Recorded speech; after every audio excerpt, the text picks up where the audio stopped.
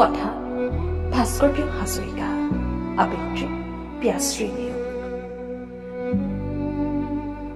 মই ভালে আছো, হাঁহিব শিকিছো, নিজৰ লগত কথা পাতিছো, ভাল পোৱাৰ প্ৰতিটো অধ্যায় হাঁহিৰে চুকিছো। মই জোনাকৰ পোহৰত তৰা গলিছো, পাটিগণিতৰ সৰল নেওতাখন আকৌ আওৰাইছো, নতুবা কুঁহিপাতৰ আৱেগময় শব্দত ভাহি পৰিছো।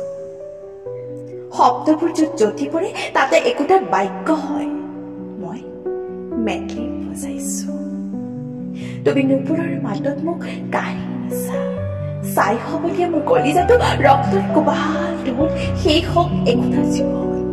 আকৌ কৈছো, একোটা বাক্যত কাহিনীয়ে সপোন, একোটা বাক্যই কাহিনীয়ে জীৱন। মুখাবোৰ পিন্ধি নিজৰ লগতে যুঁজিছো, হেৰুৱাইছো আৰু হেৰুৱাও আৱেগৰ হেঁচাত। মোৰ পিতাই চহা আছিল, ভাল পাইছিল মাটিৰ কোট, পথাৰৰ কেঁচা শেলিকো কোট। লগ পালে মোৰ পিতাই সুধিবা, বেত্ৰাঘাতৰ আঘাত কিদৰে পিতাই সপোনবোৰক পানী জাহাজৰ বুকুৱেদি দমন কৰিছিল।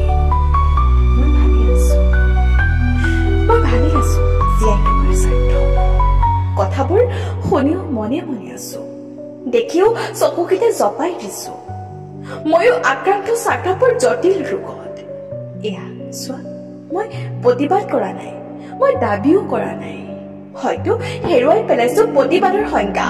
মোক নুসুধিবা একো, মই এতিয়া আধুনিকতাৰ অন্ধ মানুহ। মই জীয়াই আছো মোৰ প্ৰজাটোৰ কাৰণে, পৰিয়ালৰ হাঁহিৰ কাৰণে। মই ভালে আছো।